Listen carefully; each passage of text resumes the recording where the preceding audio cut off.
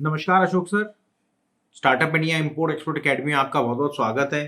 Sir, जैसा कि आप काफ़ी साल 48 साल, अब तो आपका बर्थडे भी निकल गया, 49 साल हो गए, तो आपसे थोड़ी सी कनाडा के बारे में जानकारी चाहिए थी। क्या हम ले सकते हैं सर? बिल्कुल बिल्कुल।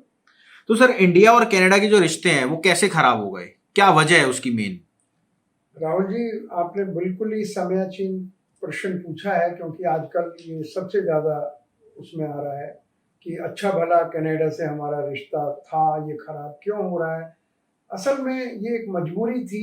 ये वहाँ के प्रेसिडेंट की भी मजबूरी थी कि उसको वहाँ के आतंकवादियों को खुश करना था, और उसे ये अंदाज़ा नहीं था कि मोदी जी इतना तगड़ा रिस्पॉन्स देंगे। तो उसने सोचा था वो खुश हो जाएंगे, बात यहीं पर ख़त्म हो जाएगी। लेकिन उसको पूरा जवाब दिया है, ईंट का जवाब पत्थर से दिया है मोदी जी ने। पर ये रिश्ते ज़्यादा देर के लिए ख़राब नहीं है। वहाँ इलेक्शन होने वाले हैं, जैसे ही ये प्रेसिडेंट वहाँ हारेगा, नई गवर्नमेंट आएगी और रिश्ते आज से भी बढ़िया हो जाएंगे। तो सर, क्या कनाडा से इंपोर्ट एक्सपोर्ट में फ़र्क पड़ेगा हम लोगों को, या कनाडा को फ़र्क पड़ेगा? देखिए राहुल जी, इसमें इंपोर्ट एक्सपोर्ट में अभी कुछ तुरंत फर्क इसलिए नहीं पड़ने वाला है कि जो पुराने कॉन्ट्रैक्ट बने हुए हैं उस पर अभी कोई रुकावट नहीं आई है। कुछ नए बिजनेस वीज़ा अलाउ नहीं कर रहे हैं, इशू नहीं कर रहे हैं, लेकिन पुराने वीज़ा पे लोग आ रहे हैं, जा रहे हैं। तो और ये चीज़ें चलेंगी। ये टेम्परेरी फेज होते हैं। कभी भी अमेरिका में या कहीं इलेक्शन होता है तो थोड़े दिन के लिए वो वहाँ के लोगों को खुश करने के लिए ऐसी पॉलिसी डिक्लेयर करते हैं, और जैसे ही इलेक्शन खत्म होते हैं वापिस अपनी उस पर आ जाते हैं। तो सर, कनाडा से क्या क्या इंपोर्ट होता था, क्या क्या एक्सपोर्ट होता था? देखिए, इंडिया से बहुत सी चीज़ें एक्सपोर्ट होती हैं। उसमें मेजर है precious and semi precious jewellery है, और सबसे बड़ा फार्मेसी का है, दवाइयाँ जाती हैं। और जो मेटल है वो आता है वहाँ से, मेटल स्क्रैप वहाँ से आता है। और हमारे आपके जो चैनल में कनाडा के स्क्रैप यार्ड्स भी काफ़ी दिए हुए हैं, तो वहाँ लोग ऑडियंस जाके देख सकते हैं, या आप उसको डिस्क्रिप्शन में डाल दीजिएगा उसका लिंक। तो वहाँ से बहुत सामान आ भी रहा है, बहुत जा रहा है, और वो I think I am very positive about it कि वो चलता रहेगा।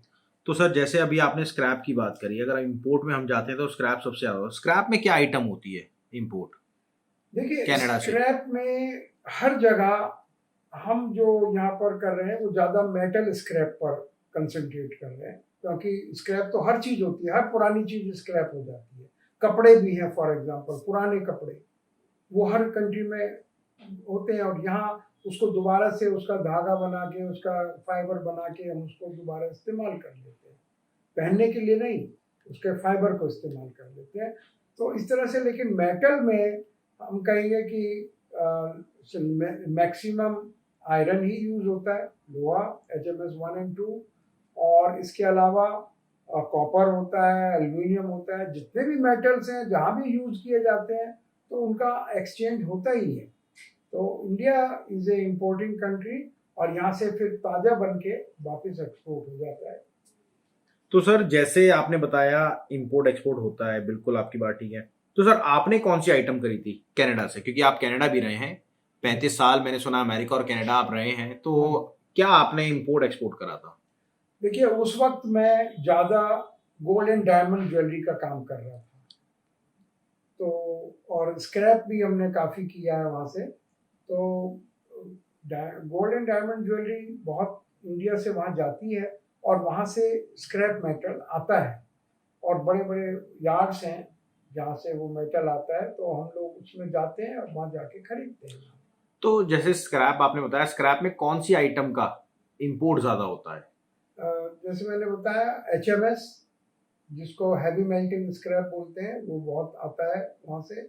और एल्यूमिनियम, क्योंकि मकानों के बनाने में खिड़कियाँ दरवाजे आजकल एल्यूमिनियम के बनते हैं, तो वहाँ से आता है। कॉपर बहुत आता है, क्योंकि कॉपर की जो वायरिंग है वो पुरानी होती रहती है, तो कॉपर हर जगह ही ज़्यादा निकलता है। तो ये तीनों मेटल मेजर आते हैं वहाँ से।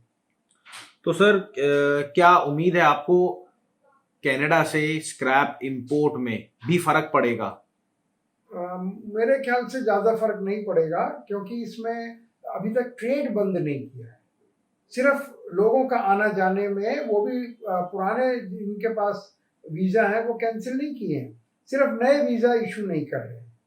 तो इसका जब तक इसका फर्क पड़ेगा तब तक तो वो वहाँ की सरकार हार चुकी होगी इलेक्शंस में, और जो नई वहाँ की सरकार आएगी वो इंडिया से और अच्छे रिलेशन बनाना चाहती है। तो इसलिए मैं इस बारे में थोड़ा पॉजिटिव हूँ कि हमारा बिजनेस बढ़ेगा, ना कि कम होगा। बिल्कुल सर, बहुत बहुत धन्यवाद, आपने पूरी डिटेल बताई। और देखिए, कोई भी अगर इंपोर्ट एक्सपोर्ट करना चाहता है तो आप कुछ भी नहीं, आप एक बारी free of cost sir call करिए, पूरी डिटेल लीजिए, क्योंकि हमारे अशोक सर को 48 ईयर्स का एक्सपीरियंस है, जिनको खुद का अपने खुद का बिहाफ पे इंपोर्ट एक्सपोर्ट का एक्सपीरियंस है।